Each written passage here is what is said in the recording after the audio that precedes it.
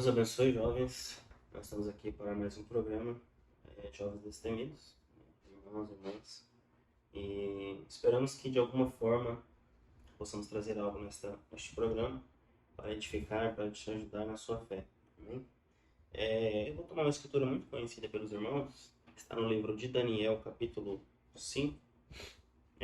A gente vai ler um versículo em específico, mas vamos descorrer a história e o contexto dela.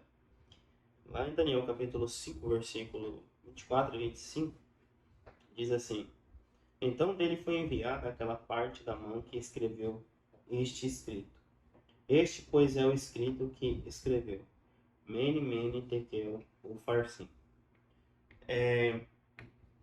Os irmãos já conhecem essa história, né? Do banquete de Belsazar, que teve ali na Babilônia. A Babilônia, como os irmãos sabem, naquele tempo, era a principal potência do mundo, a principal nação do mundo, o profeta fala.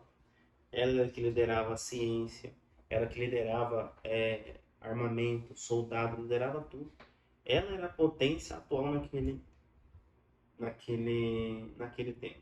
Né? Todas as nações esperavam dela a ciência, esperavam dela as coisas. E um certo dia um rei decidiu fazer uma festa para comemorar a grandeza da Babilônia. O profeta Memorando até começa a narrar como é que era a Babilônia. O profeta diz assim, na mensagem escritura na parede, de modo que a Babilônia ficava naquele vale grande e fértil, e era rodeada e irrigada pelo rio Eufrates e o Tigre, e foi um grande centro de agricultura. A Babilônia era uma grande cidade e tem aproximadamente por volta de 120 milhas, 193 quilômetros, em volta de sua cidade. 30 milhas, 48 quilômetros de cada lado, que a torna de 120 milhas, 193 quilômetros de lado a lado. Diz que as ruas da cidade de Babilônia tinham uns 200 pés, 60 metros, né? E de um lado ao outro.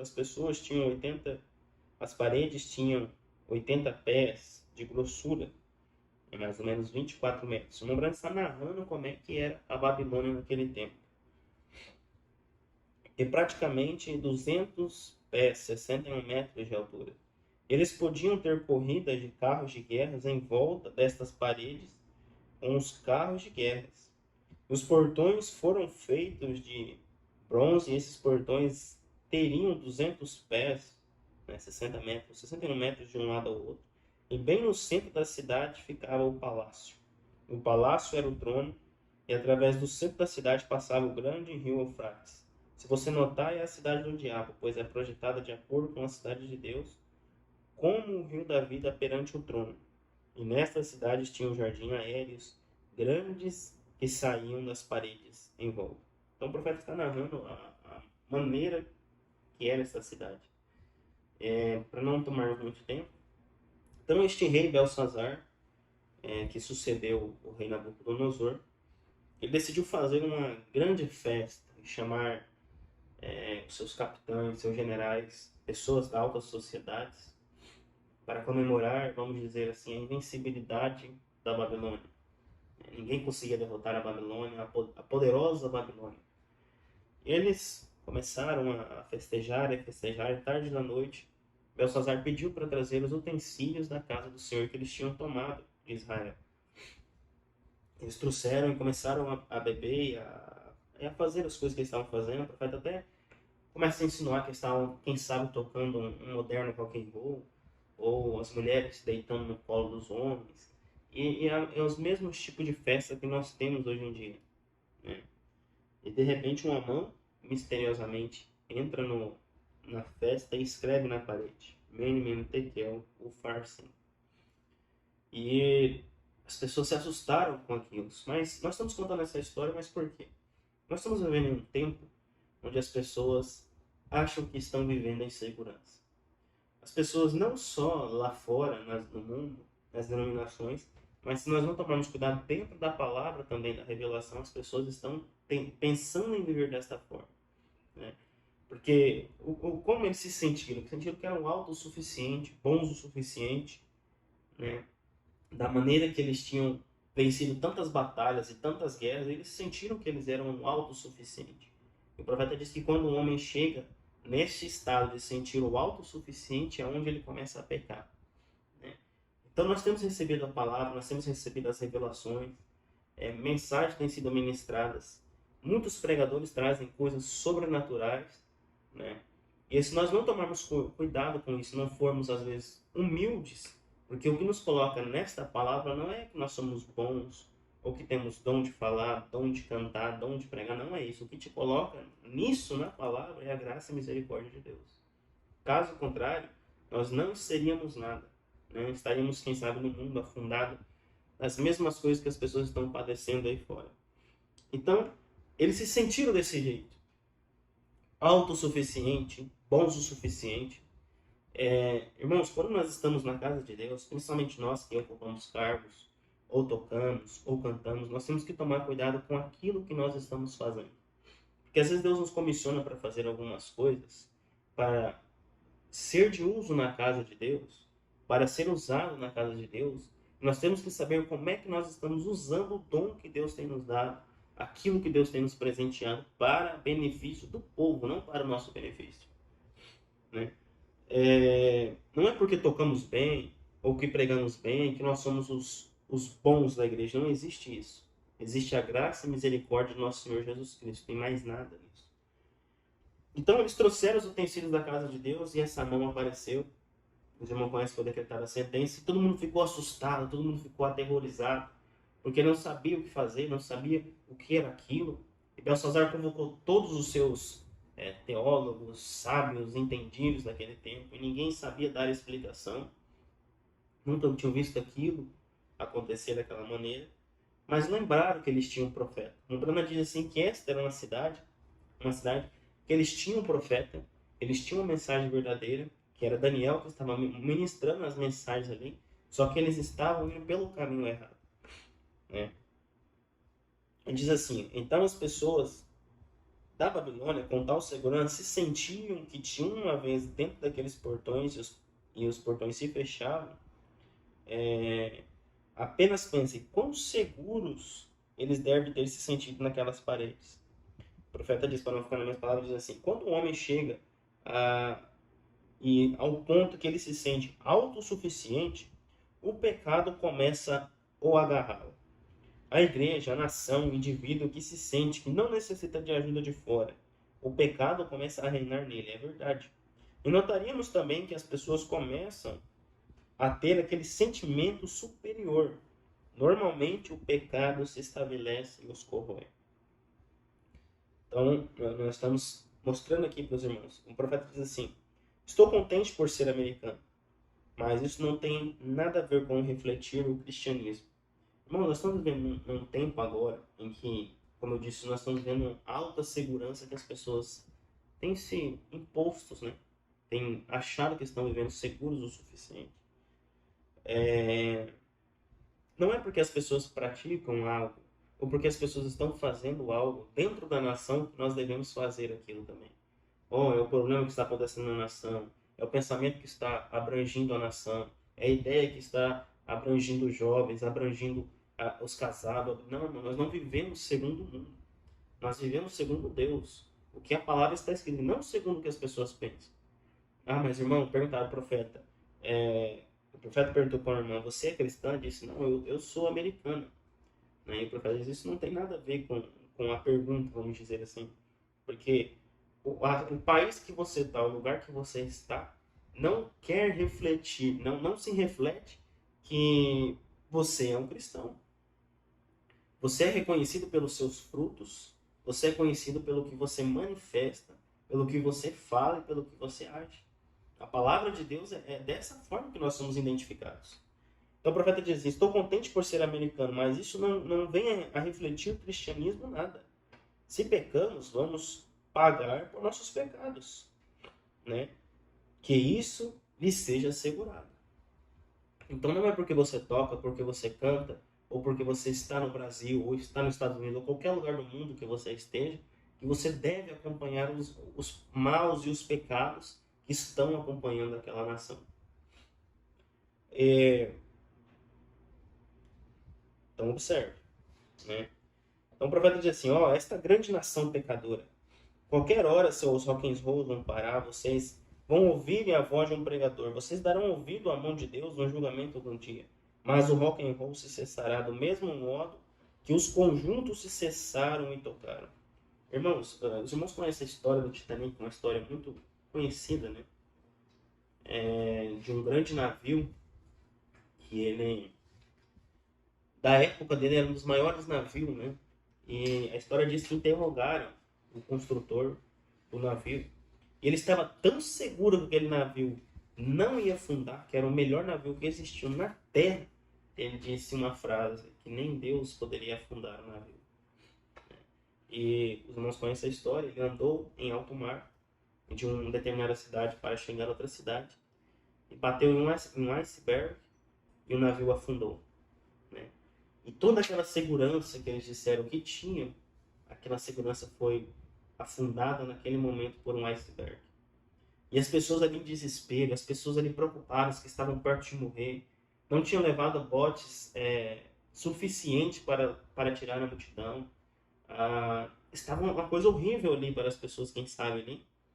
E o profeta disse que eles começaram a tocar uma música na hora do desespero. As pessoas costumam, principalmente do mundo que nós estamos vendo agora, somente a procurar Deus no momento de desespero. Esse dia eu estava conversando com um rapaz, né, sobre essas coisas, e ele estava contando algumas coisas da vida dele. Ele disse para mim assim, eu tenho um grande problema. E o problema é que eu só consigo procurar Deus quando eu estou na pior. Ele falando para mim isso aí. Eu só consigo procurar Deus quando eu estou ruim, na pior, lá embaixo mesmo. Mas agora que eu estou bem, eu não consigo, sabe? Eu não tenho forças para ir na igreja, eu não tenho forças para ir lá pedir oração para a igreja, qualquer igreja. Não é do nosso ministério, é de uma denominação. Ele diz assim, mas eu tenho que mudar isso. Porque eu só procuro Deus nos momentos que eu estou passando dificuldade. E Deus é o Deus das montanhas, é Deus dos vales, é Deus dos campos planos. Deus está em todo momento em nossas vidas. E aqui as pessoas, naquele momento, começaram a tocar o hino porque estavam perto de afundar. Mas lá no tempo de Daniel, quando aquela mão chegou, eles ficaram pasmos, desesperados, não sabiam o que fazer. Meu Deus, o que vamos fazer? E agora? O que nós vamos fazer? A grande e poderosa Babilônia estavam pasmos com aquela mão que escreveu. E Daniel vai lá, irmãos, lerem aqui no versículo 26, ele diz assim: e a interpretação daquilo, Mene, contou Deus o teu reino e o acabou. Tekel, pesado foste na balança e foste achado em falta. Pérez, dividido foi o teu reino e dado as mãos aos persas. Então mandou Belsazar que vestisse Daniel de púrpura e que lhe pusessem uma cadeia, né, de ouro ao pescoço e proclamasse a respeito dele que ele ia ser o terceiro governador do seu reino. Naquela noite foi morto Belsazar, rei dos caldeus. Então, pesado fostes na balança e foste achado em falta. Nós fosse citar um tema neste programa hoje seria: não sejais achado em falta. Porque naquilo que você está fazendo, naquilo que Deus tem te colocado para fazer, sempre procure ser perseverante. Não seja coberto de razões. Não seja coberto de ideias, de teologias, porque uma coisa que Deus odeia é uma pessoa que se sente autossuficiente, se faz um grande muralha que ninguém consegue chegar para conversar com aquela pessoa. Mantenha-se atrás da palavra. Porque o mal que destruiu Eva, que tirou Eva do jardim do Éden, o profeta diz na mensagem, o conflito entre Deus e Satanás, foi por causa que Eva achou que a serpente tinha uma ideia melhor do que Deus tinha. E aquilo que Deus já predestinou antes da fundação do mundo, aquilo vai até o final, porque a palavra dele não muda. Cristo é o mesmo ontem, hoje e eternamente. Nós não somos melhores do que ninguém. Jovens, e aí, voltando aos jovens um pouco essa palavra, aqui está dizendo que eles levaram as coisas de Deus para usar naquela festa, para usar naquele lugar onde estavam comemorando. O profeta diz que há sons, há músicas, as prostituições, né, jogos, tudo de qualquer coisa errada estava acontecendo ali dentro. Eles estavam cercados de coisas ruins, mas eles estavam comemorando ali dentro. E eles pegaram os utensílios da casa de Deus para tentar usar naquela festa. Deus tem te dado um dom, e o dom é um presente. Se você tem estado aqui na igreja, ou em qualquer ministério, tocando, cantando, pregando, tem o seu instrumento, valorize isso que Deus te deu. Não vá usar o dom, os presentes, os utensílios da casa de Deus fora daquilo que as coisas vão dar errado na sua vida. Porque se você achar, não é verdade, há inúmeras histórias dentro da Bíblia que você vai encontrar que quando você falha com Deus naquilo que Deus te dá, Deus cobra aquilo. Porque Satanás ele está procurando pessoas para fazer uma adoração a Ele. E Deus tem dado o dom para as pessoas fazerem uma adoração a Ele, o Todo-Criador, o Todo-Poderoso. Não use o que Deus tem te dado lá fora. Não seja achado em falta. Busque. Se você está sentindo que às vezes você começa a subir um pouco de orgulho, uma autossuficiência. Olha, eu acho que eu sou bom nisso, eu sou bom naquilo. Não, para com isso. Deixe Deus trabalhar através da humildade, porque Deus não trabalha pela arrogância ou pela grandeza da ideologia nossa. Deus trabalha através da humildade.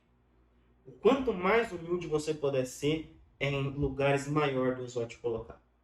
Então aqui está uma história relatando, porque os irmãos, eu li aqui no começo, eles eram cercados. A maior nação do mundo, o melhor poder do mundo naquele tempo, a nação que era indestrutível, que era a cabeça de ouro da visão de Daniel, era a nação que estava governando o mundo. E o profeta disse assim, que enquanto eles comemoravam lá fora, os medos e os persas, uma nação que Deus tinha levantado para suceder a Babilônia, eles estavam mudando o leito do rio Eufrates. Eles estavam entrando por debaixo dos muros da Babilônia enquanto eles estavam divertindo. Cuidado com o que Deus tem te dado a você, porque não se cerque de ideologias ou teologias de coisas e esqueçam que há demônios aí fora que estão procurando maneiras de entrar na sua vida. Eles estão, em todos os momentos, eles estão estudando, porque não pense que demônio ele vai dormir, vai descansar, ele vai, igual nós descansamos durante o dia ou durante a noite, ou às vezes estamos cansados, dormimos à tardezinha. Não pense que o inimigo ele fica descansado.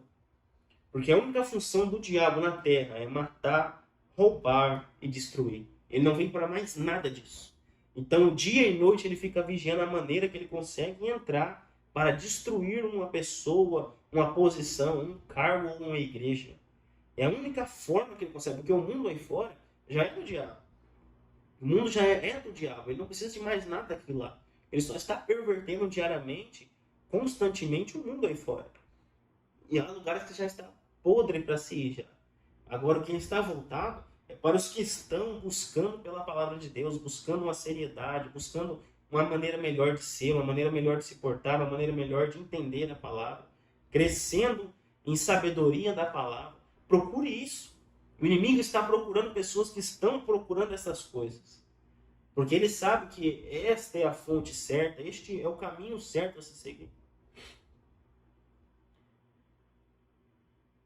O profeta diz assim, que coisa, quando vemos uma escritura na parede hoje, mas há um homem que sabe a respeito disso. Pode ser que tenha passado pelo consultório de cada doutor na cidade, e eles tenham dito, você vai ter que morrer. Mas há um homem que pode saber, mas há um homem. Pode ser que você tenha andado em pecado ao ponto de sua alma estar negra. Com as paredes engrandecidas,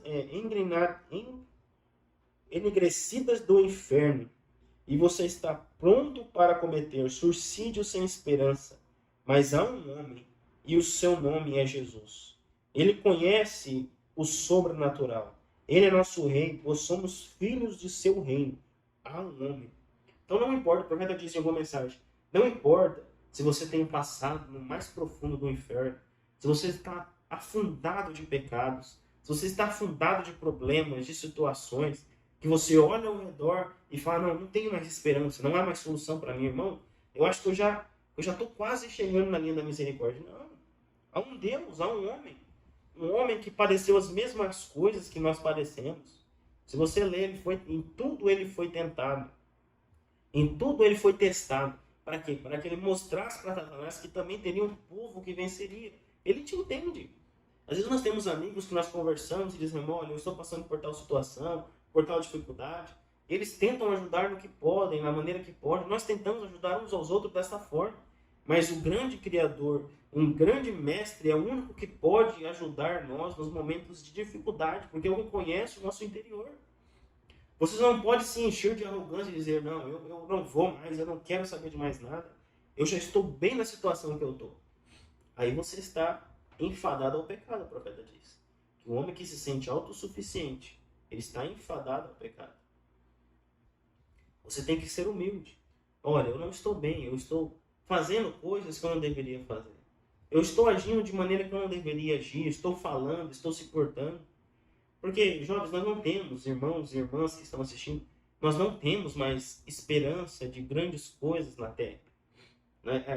A mensagem agora nossa é uma mensagem de preparação, uma mensagem de saída dessa terra agora. É uma mensagem de nós posicionarmos as nossas vidas de acordo com a palavra. Porque quando nós vamos para Ezequiel, capítulo 9, nós vemos que saiu um homem cingindo, com um tinteiro na mão, cingindo aqueles que estavam clamando e orando e buscando por algo de Deus. Não pense que Deus vai te encontrar na posição de você estar sentado, descansado e apenas, não, eu acho que Deus vai vir aqui. Não, você tem que estar buscando. Há uma maneira de se chegar até Deus. Não é no momento que você se sente confortável na maneira que você está. Não. É no momento que você sabe que você está precisando de Deus e você precisa mudar em certas coisas. A Bíblia diz assim, examine-se o homem a si mesmo. Examinar o quê? As suas atitudes, os seus pensamentos, as coisas que você falou.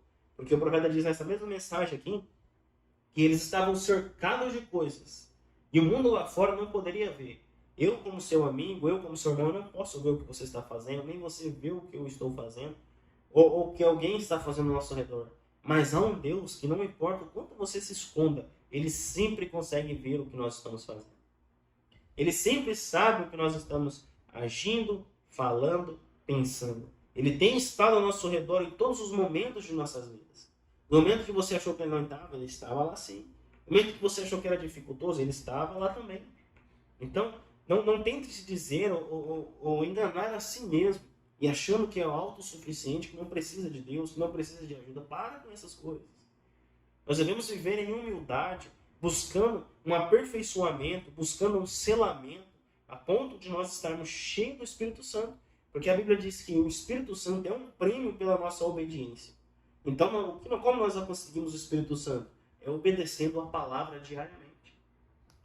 A Bíblia diz, não faça tal coisa. Não vai, não faça. A Bíblia diz, não faça isso. Também não vai, não, ali não faça. Sujeitando nós mesmos, nossos desejos, os nossos interesses, por um bem maior que a palavra de Deus. Paulo disse assim, a cada dia morro com Cristo. Por que a cada dia você morre com Cristo? Porque a cada dia você precisa esquecer do seu eu para que Deus possa entrar em você. Senhor, olha, eu subjugo as minhas vontades, eu tiro os meus desejos, mas o Senhor coloca em mim um coração puro. Irmãos, nós estamos vivendo em um tempo em que as pessoas estão vivendo desgostosas das vidas, vivendo desgostosas das coisas que estão fazendo, insatisfeitas. Nós devemos ter uma alegria, que Davi diz assim, a alegria da salvação, o gozo da salvação. E às vezes o inimigo consegue tirar isso de nós. A alegria da salvação, a alegria por sermos eleitos, a alegria por estarmos salvos. Você vem na igreja, você se assenta e você fica ali, você não consegue dar um amém, você não consegue dizer um obrigado, Senhor, não consegue fazer uma oração. Parece que aquilo não flui dentro de você, você crê naquilo, você ama aquilo, mas aquilo não flui porque o inimigo conseguiu tocar em você na alegria da sua salvação. Você precisa olhar essas coisas e falar, Senhor, olha, eu preciso. Davi orou, falou, Senhor, eu não tire de mim o gozo da minha salvação. Não tire, Senhor, me dê o gozo da minha salvação, me dê a alegria da minha salvação. Que é o momento que nós estamos vivendo, irmãos. É um mundo de incerteza, é um mundo de obstáculos. Nós estamos estudando aqui em Campo Grande dores de parto. O profeta diz que a terra está gemendo pela manifestação, a Bíblia diz, pela manifestação dos filhos de Deus. E nós olhamos ao redor as coisas acontecendo, não é para nos amedrontarmos, mas sim para nós olharmos para a palavra, olharmos para nossas vidas e compararmos uns aos outros e vermos se estamos de acordo com o que a palavra tem nos ordenado. Porque só vai sair daqui da terra não é o bom que tocava o instrumento, o bom pregador, o bom líder de cântico, ou o bom membro. Irmãos, nós podemos vir na igreja 50, 100, 200 anos, assentarmos nas igrejas, ouvirmos bons sermões, ouvirmos todo tipo de pregador, vermos todo tipo de hino, mas isso não produz uma mudança em nós. Não é por tanto tempo que você vem na igreja, ou por quanto tempo você ocupa um cargo, ou por quanto tempo você está tocando, ou por quanto tempo está cantando. Não é isso, não. O que muda em nós é uma experiência pessoal com Deus.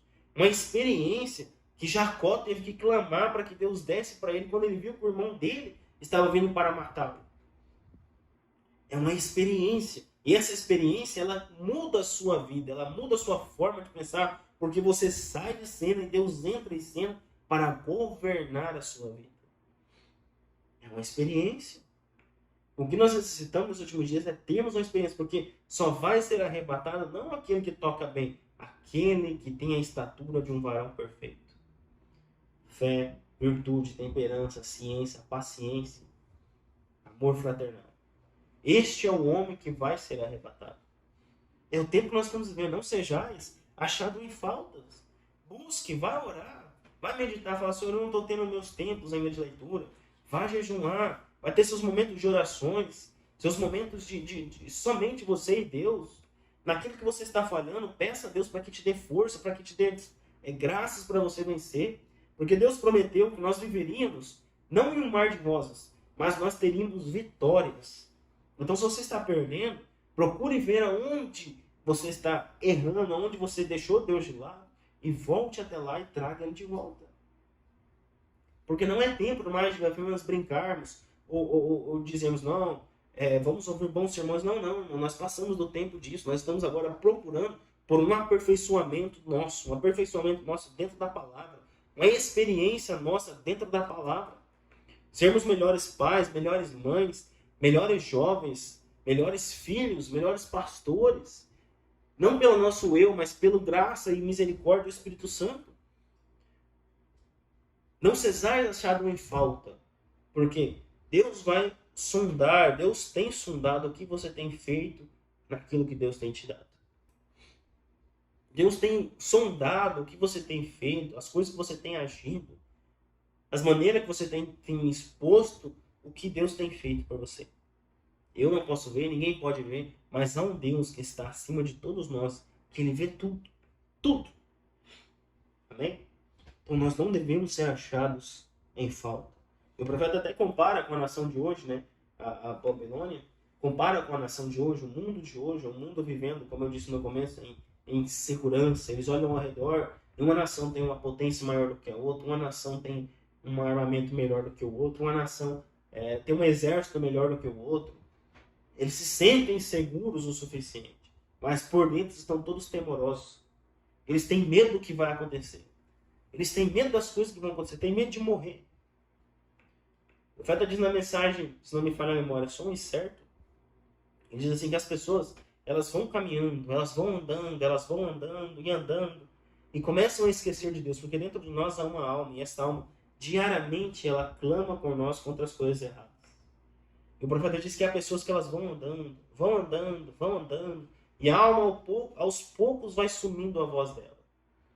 E ela deixa a alma para trás e ela vai embora. E ela aproveita o melhor da terra.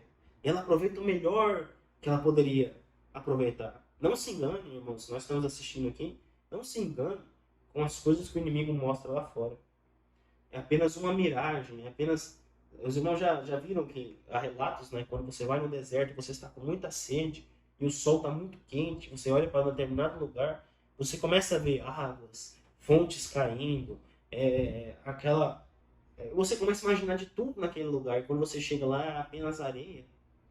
Areias e areias e areias, é apenas uma miragem. O inimigo tem colocado miragens para as pessoas caírem nessas armadilhas. Então não podemos ser achados em falta. Nós devemos estar constantemente orando e pedindo a Deus para que Ele nos encha de sabedoria, de misericórdia, de graça, de amor, de paciência, porque nós precisamos dessas coisas para nós sairmos da terra.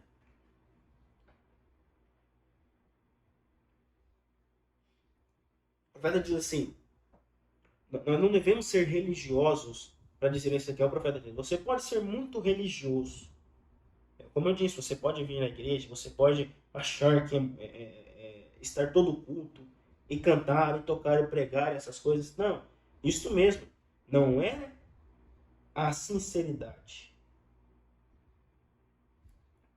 Há um caminho que o homem parece direito, mas o fim dele é o caminho da morte. De modo que eles tinham uma grande igreja-estado, uma religião que poderia servir e caçoar das coisas santas de Deus. Cuidado com o que Deus tem te dado. Cuidado com os dons que Deus te dá. A maneira que você está lapidando esses dons que Deus tem te dado. Os instrumentos que Deus tem te dado e colocado na sua mão. Uma confiança que Deus teve de colocar na sua mão. Um instrumento para tocar na casa de Deus. Que são consagrados. Que são ministrados, orados diante da igreja. Isso são sérios, não são coisas brincadeiras. Irmãos, nós não devemos levar a Bíblia de forma de brincadeira ou como nós tratamos uns bons livros. Não, a Bíblia é santa. A Bíblia é sagrada. Cristo é o mesmo ontem, hoje e eternamente. E pessoas brincaram com Deus lá no começo do Novo Testamento, do Velho Testamento, e padeceram com suas vidas. E nesses últimos dias também, pessoas têm brincado com as coisas de Deus e também vão padecer com suas vidas. Então é sério, nós não devemos tratar Deus como se fosse um amigo qualquer, não. Deus não é nosso empregado, Deus não é nosso servo. Deus é nosso Pai. Deus é nosso esposo. O que nos guia, o que nos criou, o Criador. Ele amou a nós de tal maneira que deu seu Filho unigênito. Mas o que Ele quer de nós é uma sinceridade naquilo que você está fazendo. Não faça aquilo por hipocrisia ou aquilo porque tem que fazer. Não, não, não. Se você pegar um cargo, alguma coisa para fazer porque tem que fazer, logo, logo você vai estar enfadado. Você precisa fazer aquilo por uma sinceridade com você e Deus. Não seja deixado em falta. Amém? Eu espero que possa ter ajudado os irmãos de alguma maneira. Que nós venhamos ser sinceros em relação ao que Deus tem nos dado. Em relação ao que Deus tem nos colocado em nossas mãos. E não nos sentimos autossuficientes. O profeta diz que a Babilônia, depois de ela ter sentido disso, a mão ter vindo, o final dela foi a morte de Belsazar. A Bíblia relata isso. Foi a morte dele por estar autossuficiente. E achar que não tem tempo mais para ouvir Deus. Que não tem tempo mais para ouvir uma correção. Ouvir alguém dizer, às vezes Deus toma um jovem, ou toma um pastor, toma um ministro e vem falar a alguém aquilo, mas não é a pessoa falando, às vezes é Deus falando a você. Amém? Que Deus possa te abençoar mais uma vez. Amém? Deus abençoe. Shalom.